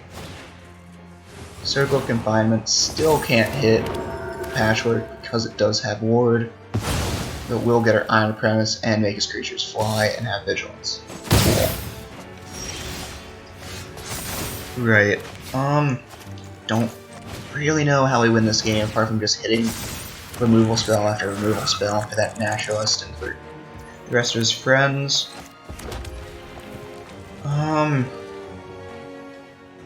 Right. Because we do get a counter, I'm gonna play the Iron Apprentice. Because of that, Commander faces Kakazan. I may as well play Reinforced Ronin, just 1 red, get a counter on the Automaton. We'll rumble with it. He's probably gonna chump over the Spirit or just take 7 to the face. That was not expected. Another Pothead, so everything costs 2 less to cast. Gets another Spirit. You take 3, 6, 9. 3 that lifelink. Alright. Come on, Synthesizer, give me a removal spell.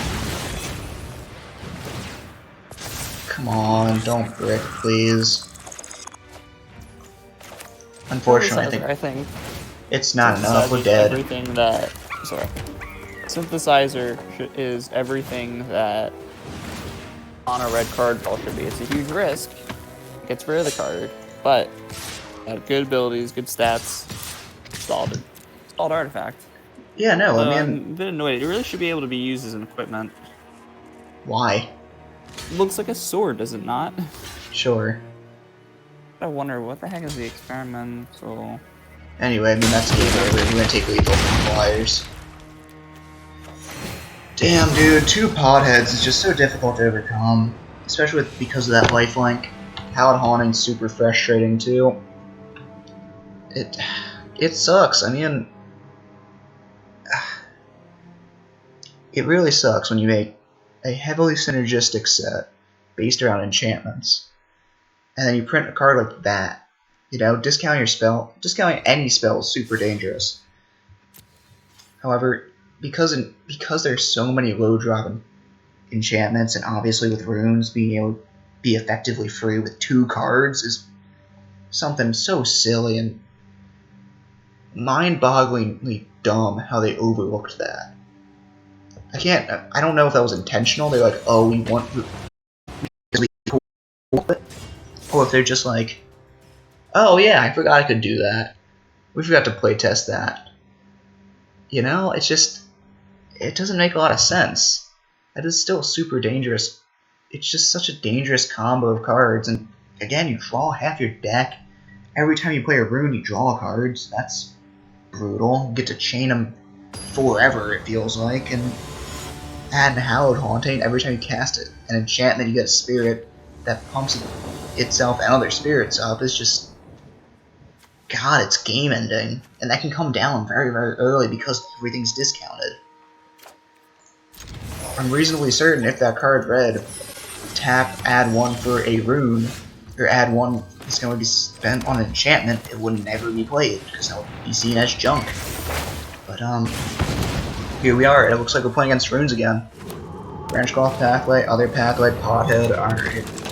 Granted, there are some cards, especially Elvish Mystic, and Llanowar Elves that get played time and again. They're just good cards. Yes, because that's tap add a green. Add a green to your mana pool. Period. Colorless, right? Or not a colorless. Add a green. If this was tap add 1 mana of any color, only casted on enchantments, it still wouldn't see any play. It's the fact that it specifically discounts it and can make. Well, there have been cards that say that before. That just discounts. Well, see, Colin, this is just the perfect storm of you can have card draw, you can have free card draw that makes your creatures bigger. That is the issue, you know? Yeah, because when you combine, I mean, it's just a combo. Combining that, a rune, and Runeforge Champion, and suddenly you're just drawing so many cards, getting all your enchantments on the field. Anyway. It is a bit much. It is too much. And they do have recursion too, because that one Kami always comes back, and as you see, Restoration of Vijongo, he took down the Jukai, but he still has Runeforge Champ with the Jukai, meaning all his runes are free and will draw him a card and pump up his creature. So this is probably game over, and it's turn 3. And there's also Invoke Justice that returns permanent. There is. I don't think that'll see too much play, but still, like, we're just watching solitaire here. Oh, it has haste now. Cool. Haste, lifelink, trample, draw a card, draw a card, draw a card, draw a card, draw a card. I mean, this is bullshit. To the highest degree of bullshit. There's actively nothing we can do about it. We need a removal spell, and if we can't hit it, we're going to lose this game. And we can't hit it, so we're going to lose this game. It's so frustrating when this shit happens. Because as an aggro deck, there's nothing you can do about it. You must answer every single one of their cards, or else it's going to get huge and it's going to kill you. They're going to gain a ton of life, because it just happens to have lifelink. It'll have trample, so you can't really chump it at all. It's just so annoying and borderline impossible to deal with as a creature-based deck. It just sucks. It sucks. And I get it, everyone's going to have a bad matchup, but it just feels like that one has none. Because it has recursion, it has card draw. It's such a sticky deck, and it's so difficult to put it down because it always gains 6 life, or can make something huge and have a blocker, what have you, you know? And every single card they have, because of Generous Visitor and because of runes in general, can be a threat, which is just, God, it's like they don't even playtest their cards, you know? Anyway, whatever. Ignore that rant. We're getting back into another game. Like I said, you gotta ignore it and just keep moving. You can't spend too much time thinking about your losses, or else you're just gonna lose.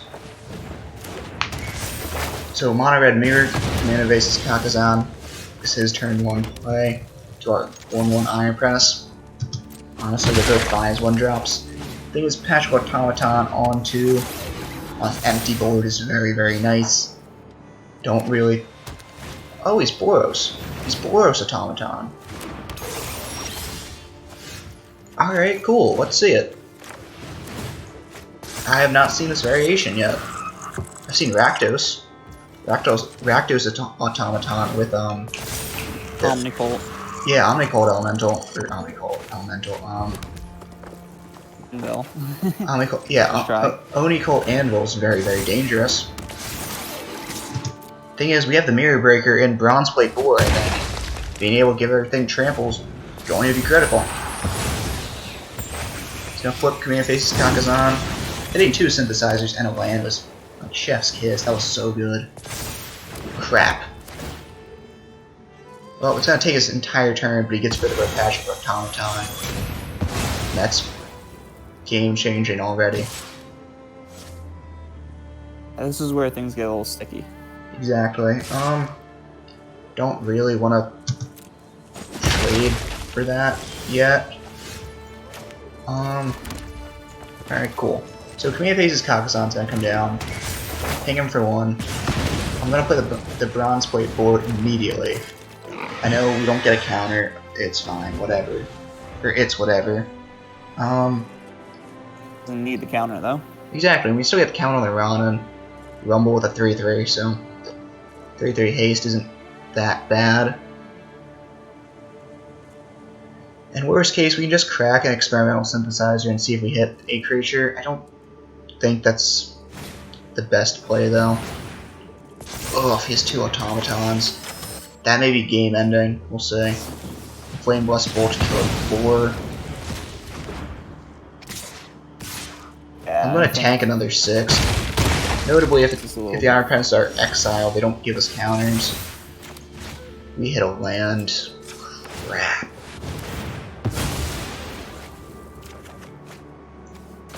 Alright, Dragon Spark Reactor may be what we need. Maybe. We'll see.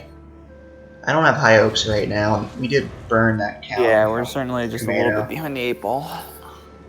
Yeah, no, that portable hole on 3, even though it took his entire turn, getting rid of that automaton has proven to be the most difficult part of this matchup.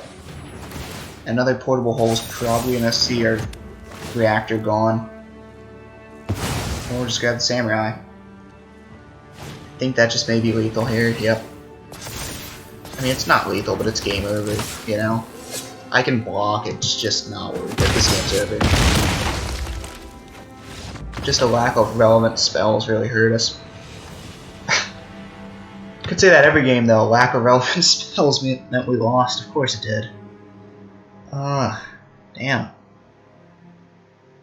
We had a hot streak earlier, but that's clearly come to an end. I do like this deck a lot, though. I'm gonna stick with it. I've enjoyed playing Mono Red. I'm not gonna readjust the title here.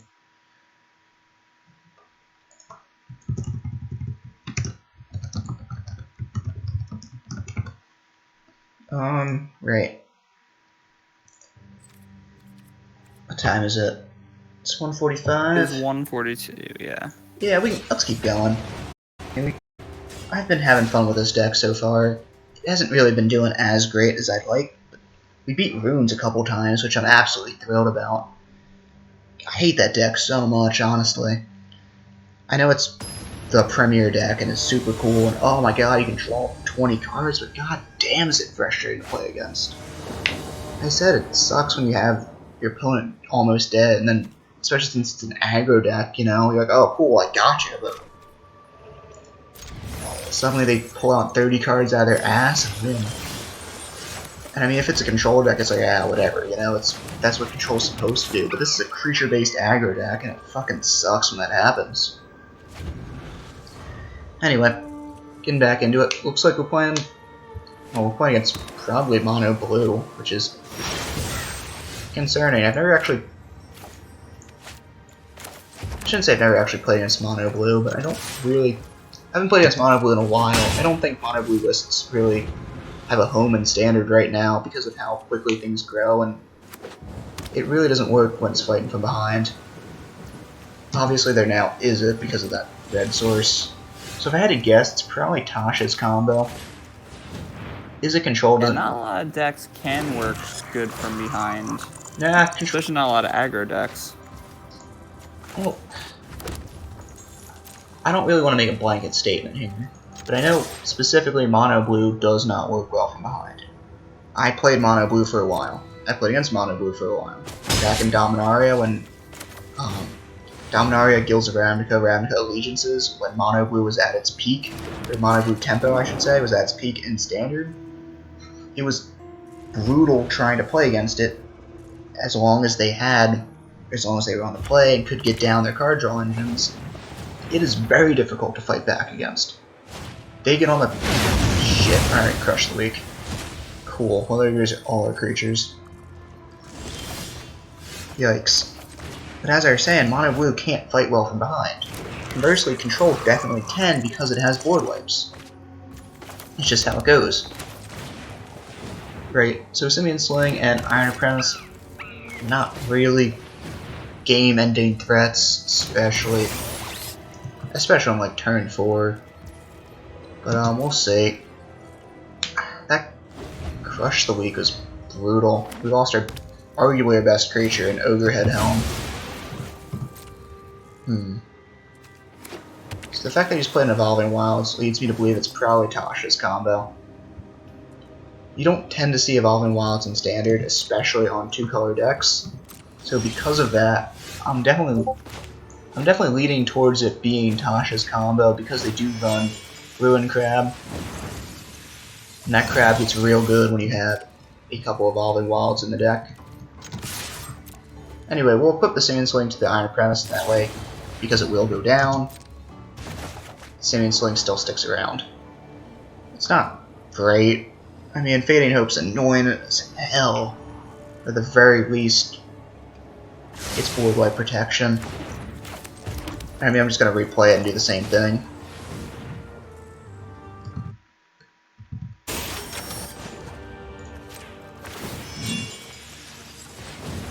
Alright, well, the thing is, he's got 3 cards left in hand, right? If he tries to board wipe, it's just 1-for-1 removal. Another Evolving Wild is kind of awkward. So if I had to guess, that card in Foretell, that has been foretold, is probably a Dual Strike. He's probably waiting until he can hit that Tasha's combo and cast both Tasha's Hideous Laughter and a copy spell. And I said that's Dual Strike, that's 1 red. So triple blue, he could have cast it last turn. So I think he's just digging for Tasha's Hideous Laughter at this point. And the thing with that deck is, the thing with this deck that we're playing against right now is, I don't think you should be running 4. Like, I think you should do 3 at least, but I don't think you should do 4. 4 what? 4 Tashas.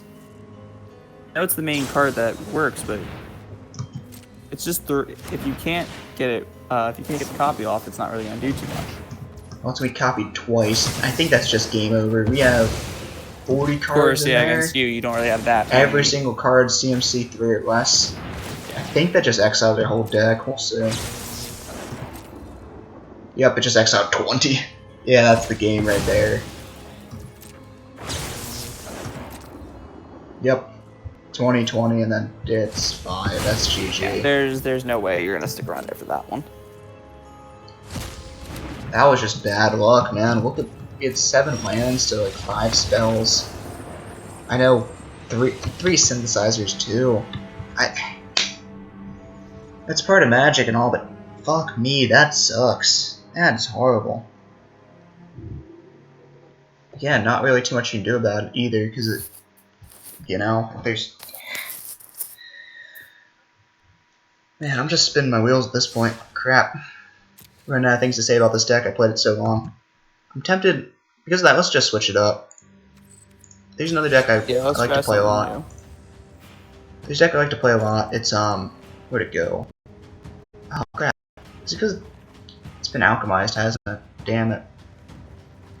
Yes, where'd it go? Nope, there it is. It's Simic Ramp. And it's Teamer. It's Simic. There's a red card in the sideboard because of Learn. Yeah, no, it's your generic Simic Ramp deck. You play a bunch of spells, or play a bunch of ramp spells, get to the Tarask, Coma, Ren 7. Body of Research is in there too. There's 2 Body of Researches in there as a meme. Triple Tangled Hedron as well. I don't get how I can hit all 3 of them, but sure. Screw it, let's keep it. So, Emergent Sequence is also super cool. You search for basic, put on the field tap, then it becomes it's a 0/0 fractal with a counter on it for each land that entered the field this turn. Typically it's a 2/2. Sneak as high as 3/3. Sneak as high as like 5/5. Just silly, but not really enough to be relevant. Here's a second Emergent Sequence. And that means that that means with the Scoot Swarm. Shit. Never mind. We're not going to be able to play Scoot Swarm on 3, unfortunately. Scratch that, we will. Though I don't think it'll resolve. We're playing against what looks like Bant Control. Though a negate on turn 2 is super strange. Alright, is it... Are we just playing as 5-color stuff now? Oh my god, it's a 500, or 5-color, like, 1,000-card deck. You gotta be kidding me. Alright, well... That's weird. I don't really know... No, there's no positives to running 5,000 cards, or however many this dude's running. Well, This is a super frustrating game. You got pissed off at losing to Tasha's combo a bunch? Maybe, I don't know. I'm gonna hold up Into the Royal just in case he's got a board wipe. Yep, cool. I'm gonna bounce Scoot Swarm. Really want that to live through this one. I think Scoot Swarm's our way to victory right now.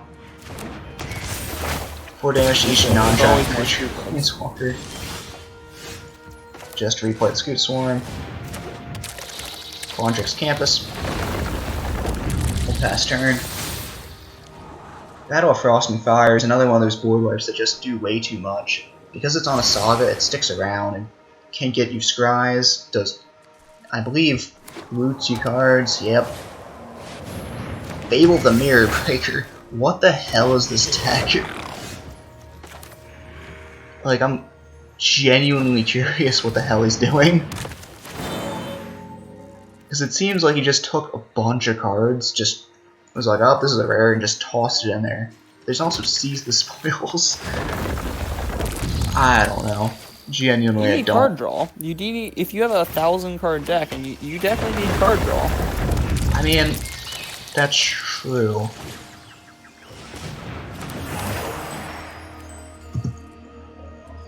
I'm at a loss. I mean, there's no real reason to be running. Let's see, how many cards is this thing? It's at 113. Wander and Brilliant Restoration. What the fuck? How are you running Brilliant Restoration in a 5-color deck? Enchantments back. Oh, he's. No, like it makes. Spells and How the hell weird. can you justify running? It's really weird. Oof. Alright, well, the whole board's wiped. If I had to guess, it's just counter spells. Counter spells, enchantments, and board wipes. That's all he's got. I just want to know how in the fuck he's running. He thinks he can run Brilliant Restoration. I mean, to be fair, he's running Devastating Master. Just cast that. Wander, main There's enough phase. duels in the standard core that you can do that. Yeah, it does look like it's primarily white. May your blade strike true. 1, 2, 3, 1, 2, 3, 4. Alright. Oh, I see what he's doing. Colossal Sky Turtle means you can just cast this thing forever. Awesome. Yeah, because I got hit with this recently too. This is cool. Well, I say forever, but you cast it, then you play Brilliant Restoration, you turn all artifacts and enchantments from your bin to the field, which we have no graveyard hate in this deck, to my knowledge. Scoot Swarm is not going to do us any good, unfortunately. Body of Research, May. Yep, just going to create a 41-41. Good luck. Though there's so many ways to deal with a 41-41. Just any number of removal spells will do it. And I mean... I'll be back. Oh, he just killed off his own Wanderer. That's probably a mistake? Question mark. The fuck is an ambitious farmhand doing in this deck? I'm just genuinely confused.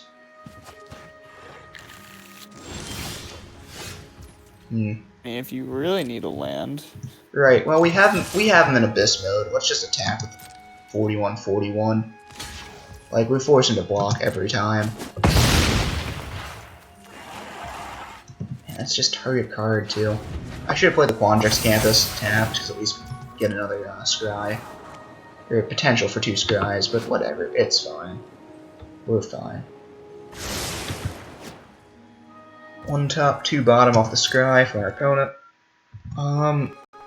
Right, this is probably gonna be last game. I don't know how long this is gonna last for, but I think I'm out of steam for this one. Memory Deluge 2, sure. Right, so I am Gilgamesh745. I am on Twitch, on YouTube, and on Twitter. All three of those, Gilgamesh746, my bad. On, like I said, all of those platforms. And if you're watching me on Twitch, links are in the bio. On YouTube, my link to Twitch should be in the description. If you like what you see, or like what you hear, please drop a follow, subscribe. It really helps me out. Lets me know that I'm doing something right. I'm not just talking to a wall. I do still have a couple pre-release codes for Midnight Hunt and for Kamigawa. If you'd like them, drop a follow, whisper, let me know which ones you've already redeemed, if any. If I do run out, or you've already redeemed both of them, don't worry. I do have a couple packs, there are a couple codes for packs from Midnight Hunt. So again, just let me know. Be happy to shoot them your way. I typically stream on Mondays and Fridays. Of course, this is a Sunday. What happened? Well, work is an issue. I'm a full-time student as well, so I do stream when I can. Sometimes bonus streams will pop up. Just keep an eye on Twitter for that. And again, if you drop a follow, it'll let you know whenever I go live. I think that's about it. Any old live stream will be on YouTube within, like, give or take a day or two, right? It takes a little bit for it to be optimized, and these streams tend to go for about 2 hours. So you may just not be able to get it until the next day. It's unfortunate, but I can't really control YouTube or Twitch, to be honest with you. Yeah, that's about it. Anything you want to add, Colin? As we proceed to get our ass kicked, this last game on stream, for like the 3rd stream in a row. Yeah, we're just so unlucky. We can never win. Never win to finish things out. But I know it sucks, but yeah.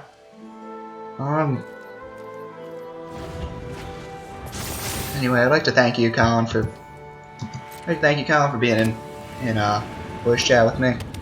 For anyone watching, thank you so much for sticking with me. I know it's been kind of a long stream. Didn't really get a lot of wins today.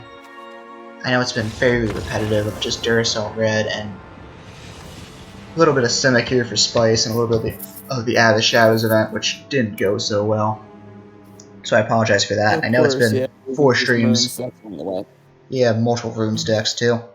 I know it's been like 4 streams in a row every other day, which can kind of burn you out too. So again, I'd like to thank you for sticking with me this long. And yeah, I'll catch you again on Friday, right? Friday, because we're a little busy this week, just a little bit. Just a little bit. We will see you on Friday. Thank you so much for watching. And like I said, see you on Friday from noon to 2.